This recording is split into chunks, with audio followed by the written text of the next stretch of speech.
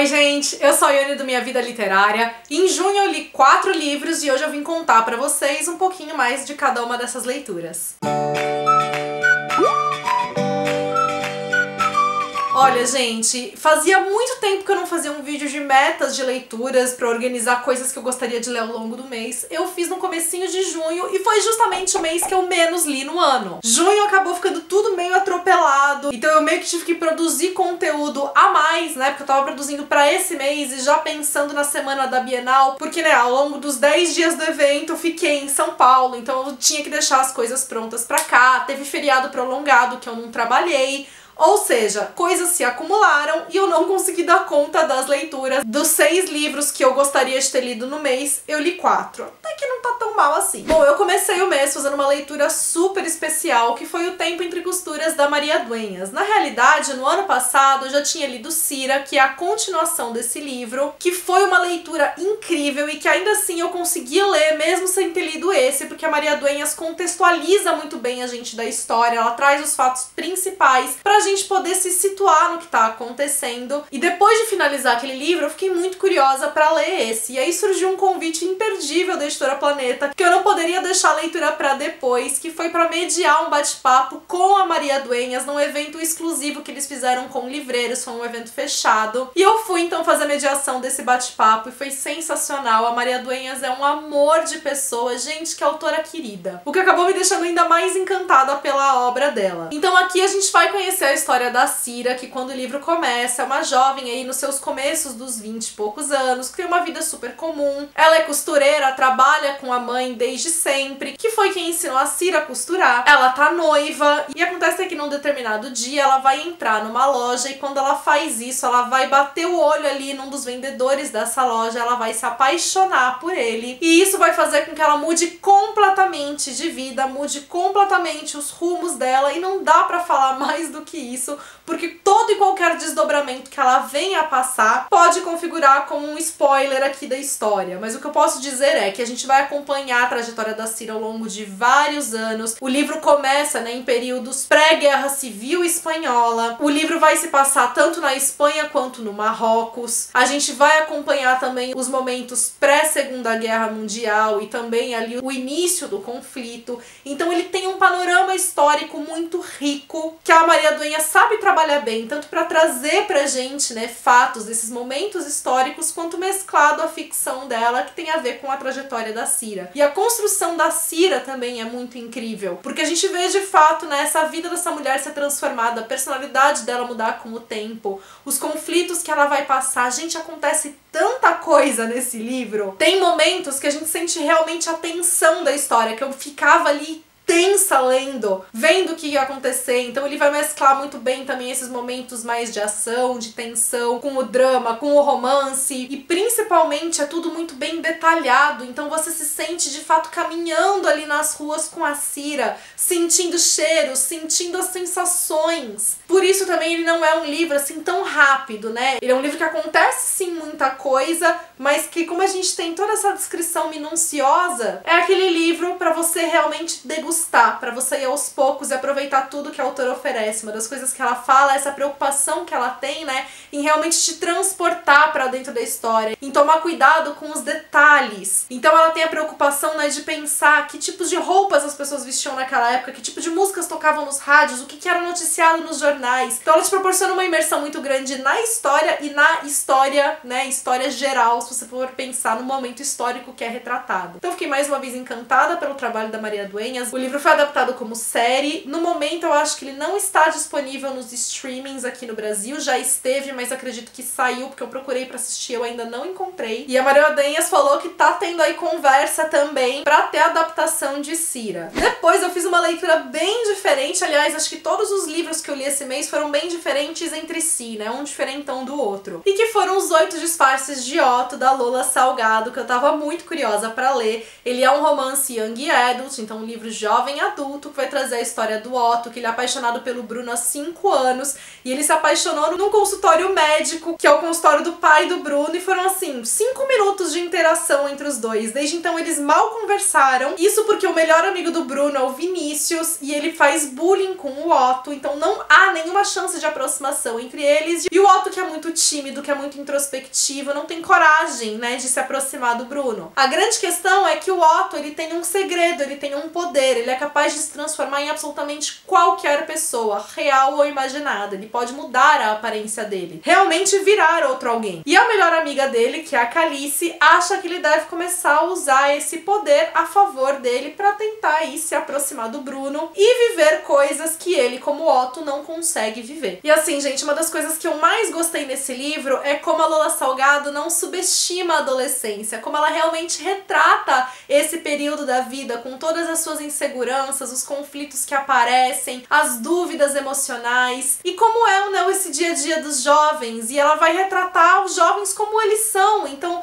tendo sua sexualidade, falando palavrão, fazendo coisa que adolescente faz. E que às vezes a gente não vê nos livros, né? Que às vezes os adolescentes são retratados ou de uma maneira mais pura, mais ingênua, que não necessariamente corresponde a essa fase da vida. Eu acho que a Lola foi muito fiel nesse retrato. Ela tem uma linguagem que é muito divertida, então ele é um livro também que é bastante gostoso de você ler, que esse tom divertido deixa a leitura ainda mais gostosa, sejam pelas referências que ela coloca e que são todas muito naturais, muito orgânicas, pelas piadinhas que ela faz, os personagens que ela constrói também são maravilhosos. Então o Otto tem todas as fragilidades dele, mas ele também é um personagem muito sincero, muito real. É um personagem muito amoroso, muito cheio de paixão, de desejos, o que faz dele essa figura tão encantadora. A mãe dele, gente, eu me apaixonei por ela, eu amei a relação dos dois, eu amei como a Lola trata as questões de sexualidade aqui, como ela coloca pontos que são importantes, né? Então o fato do Otto ser bem resolvido com a própria sexualidade, mas essa dificuldade que ele tem, por exemplo, né, de se abrir pra mãe, porque é aquela coisa, uma pessoa que é hétero não precisa chegar e ter uma conversa com os pais do tipo, olha, eu sou hétero. Por que uma pessoa LGBT tem que chegar e ter essa conversa e falar, sou não hétero? Então assim, ela coloca muitos pontos que são relevantes também, o romance que ela constrói é muito fofo, que vai tratar muito, né, dessa questão sobre a gente assumir a nossa voz, assumir quem a gente é, descobrir isso e, né, ter orgulho de si próprio, que eu acho que é algo muito importante, principalmente pra essa faixa etária. E assim, gente, pensando também em construção de histórias, reviravoltas que ela coloca, como ela trabalha herói e vilão, a própria questão do toque de fantasia, o significado que isso tem nessa construção aqui de personagens, eu achei maravilhoso. E eu achei incrível também como ela trabalha essa figura, né, do vilão como uma figura complexa, com suas nuances, com suas próprias histórias também, mas sem perder de vista, né, que as coisas que acontecem não são corretas, então não é como se ela passasse a mão na cabeça do que tá errado aqui. Enfim, adorei a leitura, Lola Salgado foi maravilhosa mais uma vez. Depois foi o livro que eu acredito que foi a leitura que eu menos gostei no mês e que na verdade foi a que mais,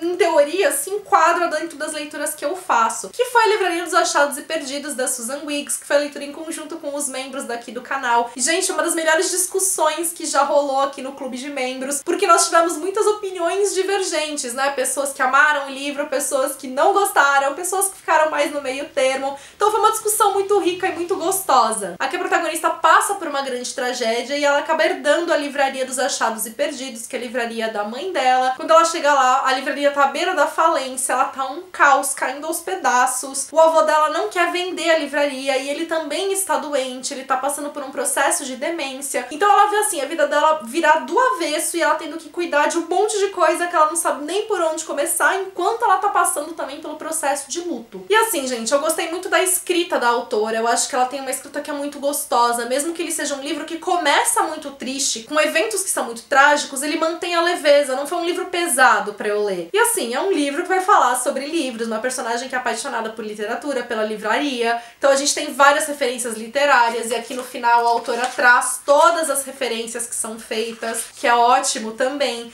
É um livro que vai falar sobre o poder de transformação dos livros, como os livros podem ser acolhedores, como leituras podem nos transformar, nos acolher, como eles têm esse toque de magia. Então, assim, pra gente que ama livros, faz com que a gente fique com os olhos cheios. E assim, a história é muito gostosa, o romance é muito fofo, a maneira de como ela conduz esse romance eu achei interessante. Ela tem também umas pontadas aqui meio de mistério na história, tem alguns outros elementos, né, que tornam a história mais interessante, coisas a ver com os antepassados da protagonista. Tudo isso acresce muito na leitura. Entre os pontos negativos, né, então assim, a protagonista no começo do livro, ela está noiva. Eu não vou contar, né, o que acontece aqui no começo do livro, porque até isso me surpreendeu, que eu não esperava, embora seja bem no comecinho. Mas assim, ela não gosta mais do noivo, ela não tá mais apaixonada por ele. Só que assim, considerando tudo que acontece, eu achei, né, que esse noivo dela fica muito de lado na história. E assim, não fez muito sentido pra mim, que mesmo ela não gostando dele, dado o que acontece, precisava, né, de uns comentários a mais, pelo menos sobre isso, porque realmente parece que ela não tá nem aí. E, enfim, não entrou na minha cabeça, tá, esse isolamento dele aí. E também, né, o livro ele acaba passando por algumas mudanças de tom, foi algo que a gente discutiu no clube de leitura também, que ele começa aí muito trágico e tal, de repente ele faz alguns comentários, menciona alguns elementos que destoam de fato, né, que não tem muito a ver com o tom inicial da leitura. E aí a gente tem às vezes muita coisa sendo colocada na história, né, pra aumentar talvez a carga dramática ou a carga de acontecimento, mas que não necessariamente são trabalhadas, coisas que ou ficam meio de lado e que, enfim, não precisava ser desse jeito. Talvez poderia ser algo mais simples pra não ficar com essa cara de deixado de lado, de que não foi bem trabalhado. E foi uma leitura gostosa, é uma história bonita, mas não foi também nada uau pra mim. Tiveram aí algumas coisinhas que não bateram comigo e só fizeram que fosse um livro ok, em vez de ser um livro espetacular. E aí minha última leitura do mês foi pra conhecer a escrita de um autor que eu queria ler há muito tempo, que é o Stefano Volpe, que eu nunca vi a chuva. Se eu não me engano, ele é o primeiro trabalho do Stefano Volpe. Eu não sei aqui se o livro ele se enquadra como um romance curto ou uma novela. Eu acho que ele ficaria aí mais pra uma novela, porque ele é mais curtinho mesmo, e ele conta a história do Lucas, que é um jovem de 19 anos, que ele foi adotado por uma família rica. Ele tem vários problemas com a família, ele sofre de depressão, ele tentou suicídio, e num determinado momento ele acaba descobrindo pela internet que ele tem um irmão gêmeo. Então ele volta pro Rio de Janeiro pra encontrar esse irmão, e isso vai transformar a vida dele. Vi algumas pessoas comentarem que esse não é o melhor trabalho do Stefano Volpe, e assim, gente, eu não posso comentar sobre, porque foi o meu primeiro contato com a escrita dele, mas eu fiquei encantada, não só pela escrita, pela narrativa, como ele consegue ser sensível, como ele envolve a gente na história, como ele conduz os acontecimentos, mas principalmente pela honestidade que ele coloca nesse protagonista, que é o Lucas. Ele é um personagem imperfeito e o Stefano Volpe, ele não tem medo de retratar esse personagem dessa forma. A gente ouve muitas vezes as pessoas falarem que elas gostam de personagens que não são perfeitos, mas na prática não é exatamente assim que acontece, né? Às vezes quando você tem um protagonista cheio de falhas, as pessoas acabam criticando isso nos personagens, né? Falando da perspectiva de quem escreve. Eu já vi muitos autores fazerem comentários nessa mesma linha. E o Stefano Volpe não teve medo de retratar o Lucas como ele é. Eu achei isso muito honesto da parte dele, em colocar aquilo que ele queria colocar, retratar o personagem como ele é, e isso é muito importante pra história. Traz essa força muito grande, né? Acho que a gente tem essa dificuldade, né, de não gostar de personagens que não são perfeitos, é porque a gente acaba se identificando com esses lados que não são bonitos dos personagens e que todo mundo tem. Todo mundo tem um lado que não é legal, todo mundo tem defeito.